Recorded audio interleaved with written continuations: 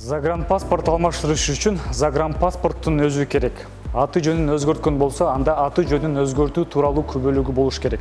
Загранпаспортты жоготуп алган учурда туулгандыгы тууралуу күбөлүгү сөзсүз болуш керек. 18 жашка чыга элек балага загранпаспорт алуу же болбосо мөөнөтү бүтүп алмаштырыш үчүн баланын туулган тууралуу күбөлүгү загранпаспорту мурда алган болсо жана ата-энесинин паспорттору керектелет. Эгерде баланын ата-энесинин бирөөсү чет өлкөлүк жаран болсо, анда анын паспортунун орус тилинде котормосу жана нотариус тарабынан күбөлөндүрүлгөн макулдугу керектелет. Эгерде ата-энесинин бирөөсү оригинал паспортун бере албаса, нотариус тарабынан күбөлөндүрүлгөн макулдугу жана паспортунун нотариалдык көчүрмөсү керектелет.